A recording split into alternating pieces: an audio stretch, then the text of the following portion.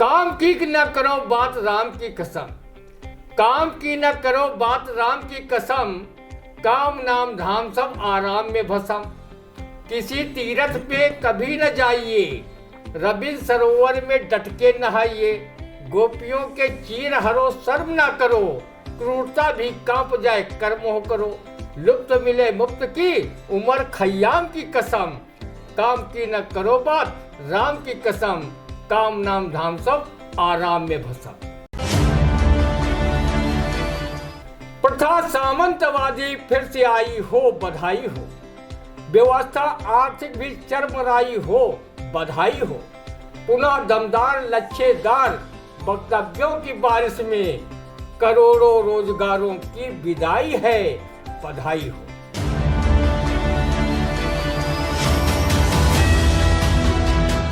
नमस्कार, स्वागत है आप सभी का आई इंडिया के खास कार्यक्रम रंदा में। खबरों पर रंदा चलाने के लिए आई इंडिया के स्टूडियो में मौजूद है कवि, वरिष्ठ पत्रकार एवं रंगकर्मी ज्ञान प्रकाश सिंह प्रतीक जी। तो प्रतीक जी, आपका बहुत बहुत स्वागत है आई इंडिया के स्टूडियो में।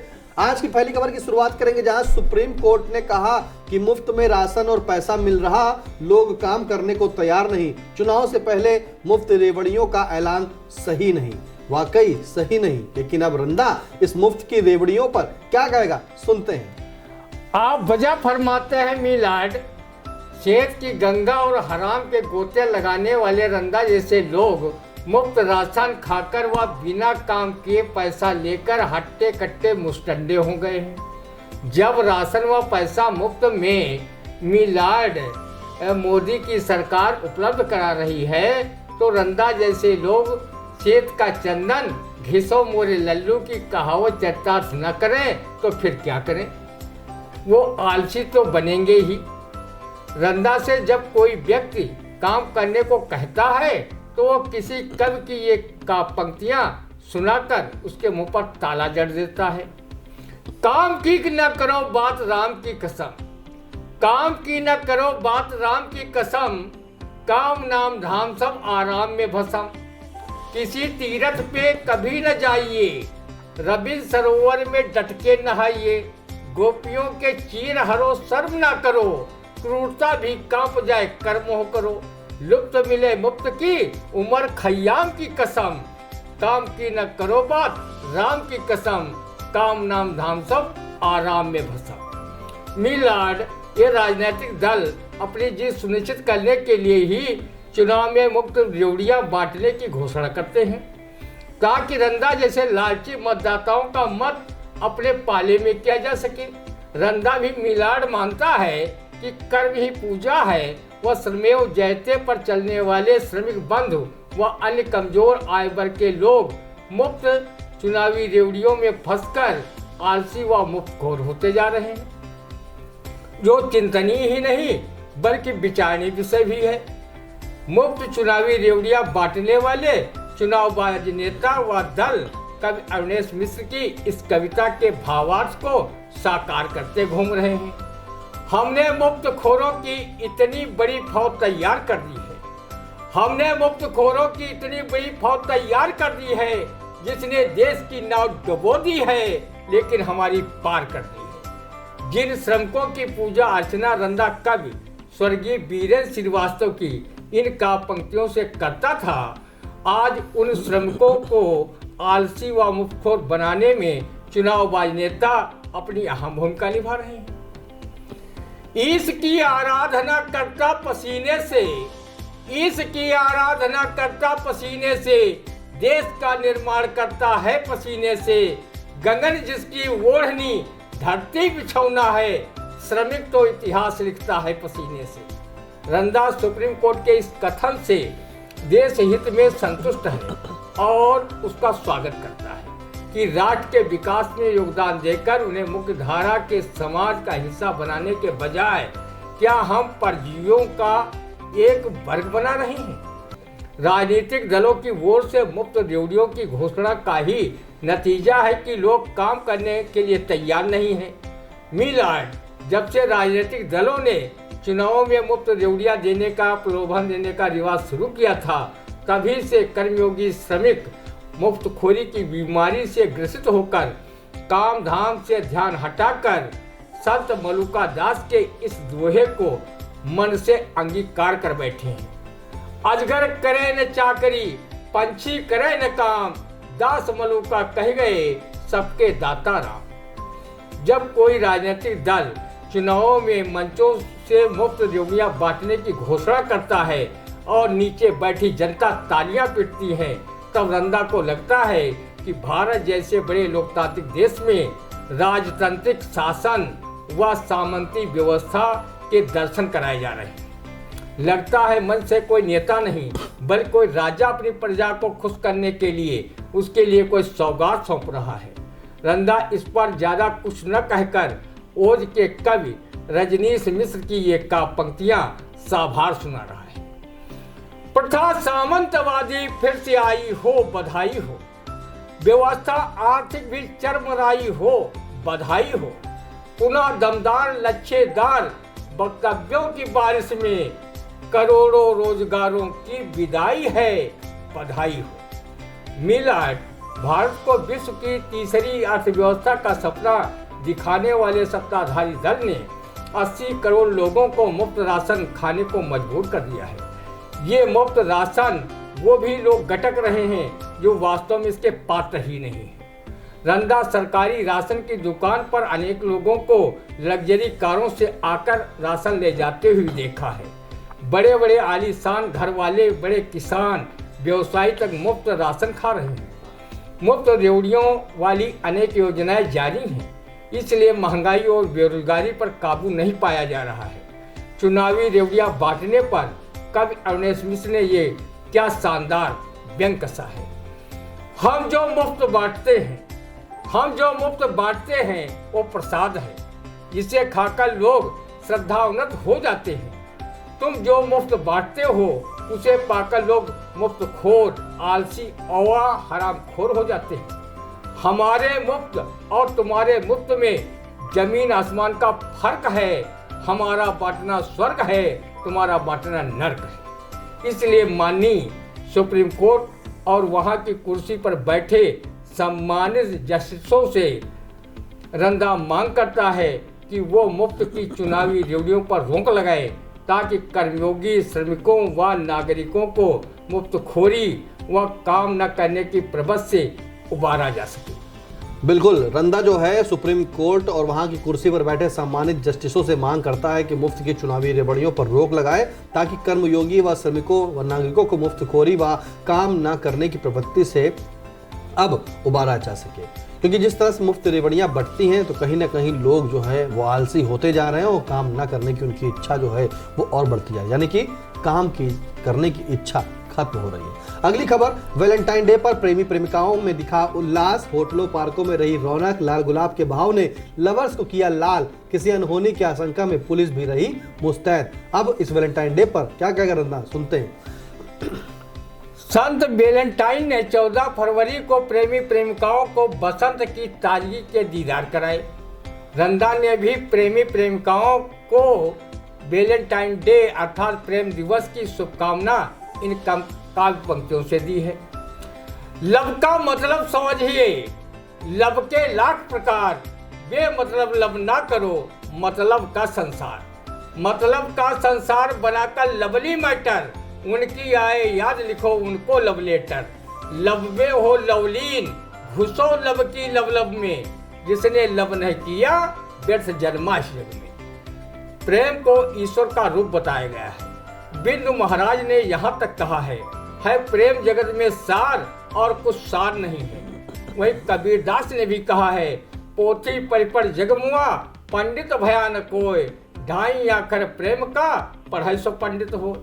ये प्रेम ऐसा होना चाहिए जैसा किसी कवि ने ये दोहे में कहा है, प्रीति करे ऐसी करे जैसी लुटिया डोर, अपना गला फंसाए के पानी लावे बोल। रंदा हमेशा प्रेम का पक्षधर रहा है, जबकि कुछ लोग प्रेम को भी व्यापार समझते हैं। जिस प्रकार गोपिकाओं ने भगवान कृष्ण से प्रेम किया था, जब वो मथुरा से द्वारिका चले गए थे, तब वो प्रेम की विरह वेदना में जलकर ये कहने को मजबूर हुई थी, मधुबन तुम कत रहत हरे, मधुबन तुम कत रहत हरे, विरह वियोग श्याम सुंदर के ठाढ़े क्यों नजरे। उद्धव द्वारा गोपियों को समझाने पर गोपियां कहती हैं, उद्धव मन न भये 10-20, एक हुतो सो गयो श्याम संग को अवराध है ईस। कहीं आज के जमाने की प्रेमिकाएं होती तो अपने प्रेमी से नाराज होने पर कहती, उद्धव मन तो भये 10-20, एक हुतो सो गयो श्याम संग शेष बचे 19।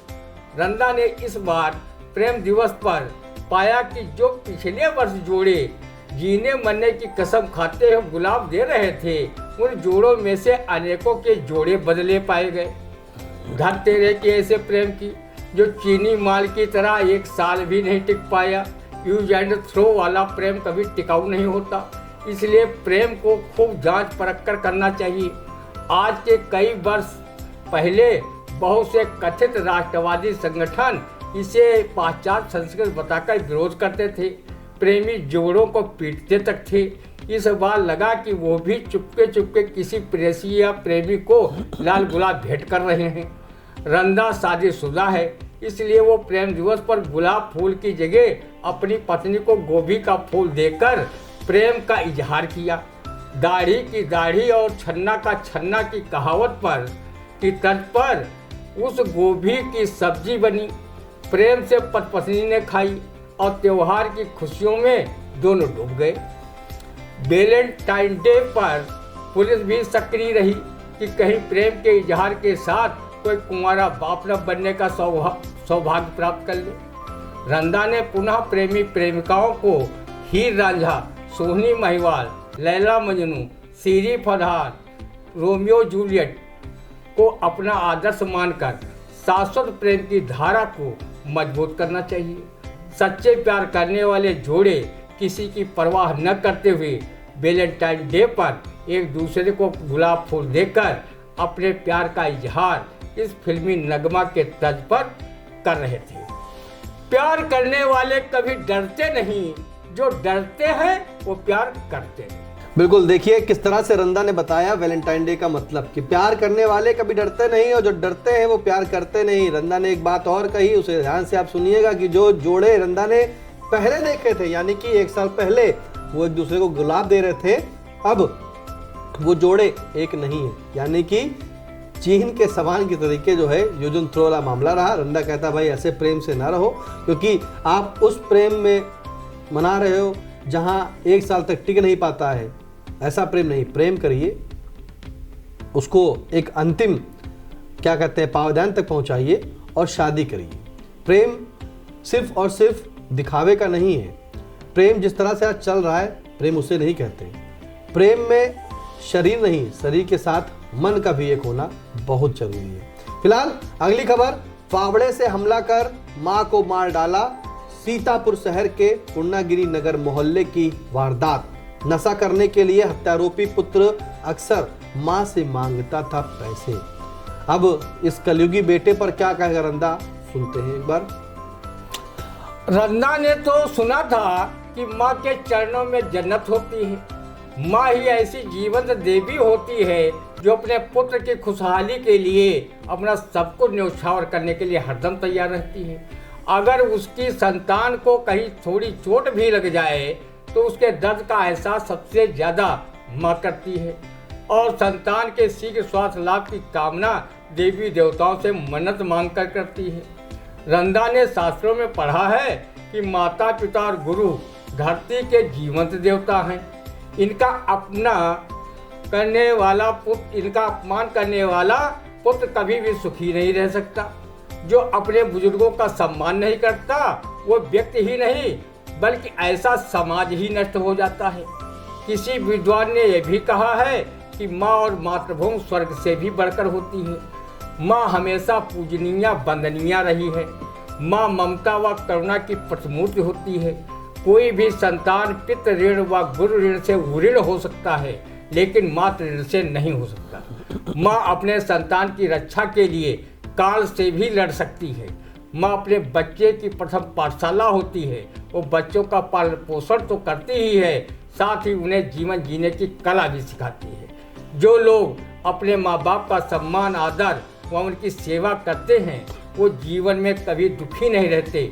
इस बात की तस्दीक शायर महफूज रहमानी ने अपनी इस शेर से की है। दुआ अम्मा की लेकर जो बच्चा घर से निकलता है, दुआ अम्मा की लेकर जो बच्चा घर से निकलता है, वो फिर भूखा नहीं रहता, कभी नंगा नहीं रहता।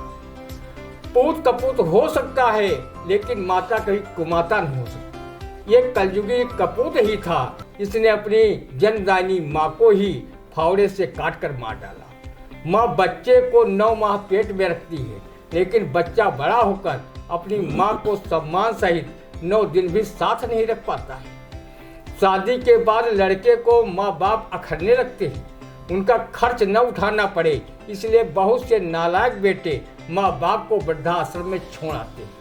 तो अनेक कलयुगी बेटे अपने माँ बाप को घर से निकालकर सड़कों पर भीख मांगने के लिए छोड़ देते हैं। ऐसे कलयुगी पुत्र भी महाकुंभ में अपने पाप धोने गए होंगे, लेकिन उनका पाप धोने में त्रिवेणी की पवित्र जलधारा भी अपने आप को असमर्थ पा रही होगी। ऐसे कलयुगी बेटों के लिए शायद महफूज रहमानी की ये शेरो शायरी काबिले गौर है। वो सुला देता है अक्सर हमको भूखा, वो सुला देता है अक्सर हमको भूखा, जिसको हम भूखे रहकर भी खिलाते पेट भर खाना रहे। रोज धक्के मुझे देता है बुढ़ापे में वही, उम्र भर जिसको कलेजे से लगाए रखा। माँ मर गई तो उसका हुआ कुछ भी गम नहीं, खांसी जो आई बीवी को रंजूर हो गए। कहते जिसे जागीर थे माँ बाप की सब लोग, बच्चे वही हैं लेकिन नासूर हो गए। गोस्वामी तुलसीदास ने रामचरितमानस में ऐसे कुपुत्रों के लिए भी कहा है, घर के दुश्मन भेकबते, अबला मुख बिंब लख्यो दबते। माँ के चरणों में जो जन्नत होती है, वो बेटा की शादी के बाद बीवी की तलों में ट्रांसफर हो जाती है। अगर ऐसा न होता तो शायर महफूज रहमानी को ये शेर क्यों लिखना पड़ता। आते हैं मेरे दिल पे वो कुछ ऐसा छा गई, आते हैं मेरे दिल पे वो कुछ ऐसा छा गई, सबसे बड़ा जो मर्तबा घर था पा गई। जन्नत जो मेरी माँ के पैरों के नीचे थी, महफूज अब वो बीवी के तलवों में आ गई। रंदा ने फेसबुक पर ऊर्जावान पत्रकार हिमांशु सिंह भारतवासी की एक प्रेरक कहानी पढ़ी, जिसमें एक पति द्वारा अपनी मां का तिरस्कार करने की वजह से उसकी समझदार व संस्कारी पत्नी ने सुहाग रात के दिन ही पति को तलाक दे दिया। तलाक देते समय उसने कहा, जिस माँ ने तुम्हें जन्म दिया, पालन पोषण किया, जब तुम अपनी माँ का सम्मान नहीं कर सकते हो तो मेरा क्या करोगे। आगे चलकर वही व्यक्ति दाने दाने को मोहताज होकर भीख मांगने पर मजबूर हो गया।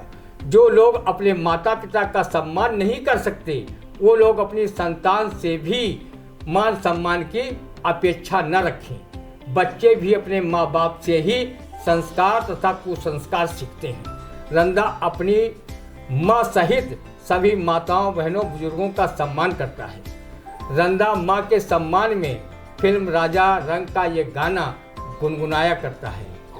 तू कितनी भोली है, तू कितनी अच्छी है, तेरी सूरत से अलग भगवान की सूरत क्या होगी ओ माँ ओ माँ। रंदा ने ईश्वर से प्रार्थना की है कि भले ही किसी माँ की कोख खाली रखना, लेकिन पूर्णागिरी मोहल्ले के कूड़ कलंकी नशेड़ी व माँ हंता जैसा पुत्र कभी नहीं देना। ईश्वर करे उसे न्यायालय फांसी की सजा सुनाए, ताकि उसे अपनी करनी का फल मिल सके। बिल्कुल, उस कलयुगी बेटे को न्यायालय जो है फांसी के साथ सुनाए, जिससे कि आगे उसे तो अपनी करनी का फल मिले, लेकिन आगे भी लोग जो है ऐसे जिस माँ ने जन्म दिया ऐसे उसकी हत्या कर दी, वो ना हो सके। इस कलयुगी औलाद से तो अच्छा है कि किसी के औलाद ना हो। माँ की कोख भली सूनी हो जाए, लेकिन इस कलयुगी बेटे जैसा कोई बेटा माँ ना जन्मे। जिस तरह से इसने अपनी माँ पर फावड़े से प्रहार कर हत्या कर दी, बताया जा रहा है रंदा जी, क्योंकि इंडिया ने उसको निगाह बना के रखी, थोड़ा विस्तार से बता दे। जब वो जो माँ है जिसका मृतक हो गई, उसका नाम उषा अवस्थी है, पूर्णागिरी नगर मोहल्ले की रहती है। उसके 2 बेटे हैं, बड़ा बेटा है विपिन अवस्थी, छोटा बेटा है कपिल अवस्थी।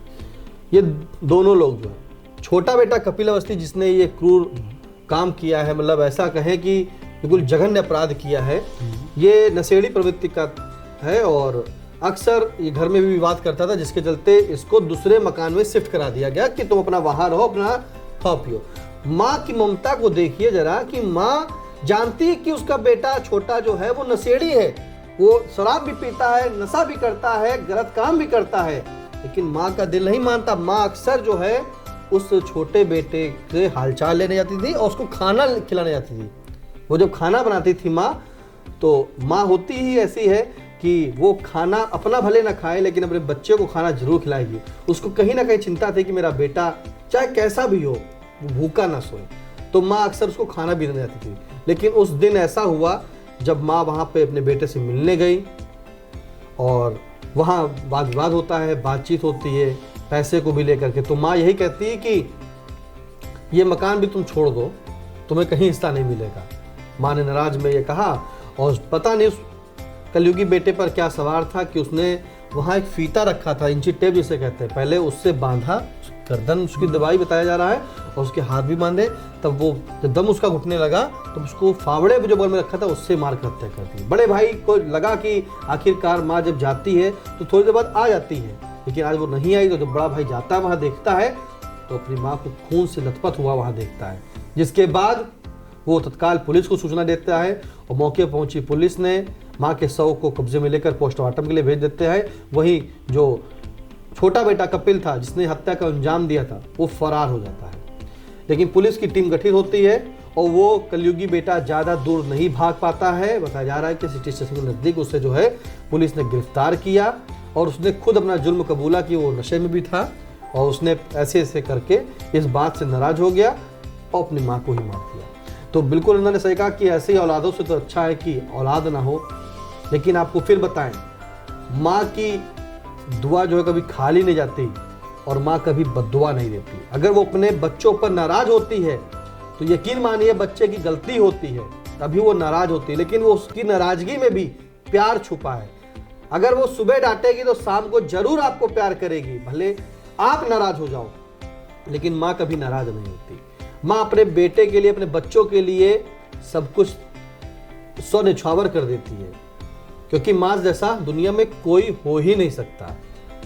और जिस तरह से आज जिक्र हुआ है, रंदा जी एक बताया, जिस तरह से अब क्या है, मैं देखता हूँ कि कुछ युवा साथी हैं जो हाई स्कूल इंटर में पढ़ते हैं, स्कूल में पढ़ते हैं, तो वो अभद्र भाषा का प्रयोग करते हैं, गालियाँ देते हैं। अरे गालियाँ क्यों देते हो? वो गालियाँ सही नहीं है।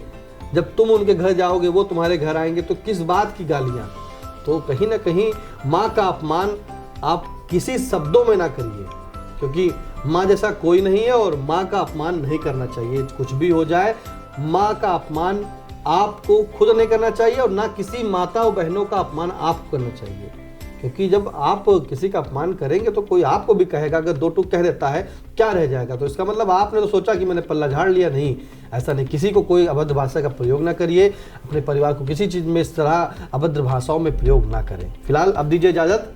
कमेंट के माध्यम से जरूर बताइएगा आज के रंदे के बारे में और इस कलयुगी बेटे के बारे में जो कुछ कहना चाहते हो वो बताएं। फिलहाल अब दीजिए इजाज़त, फिर मिलते हैं आपसे अगले रंदा के कार्यक्रम में। नमस्कार।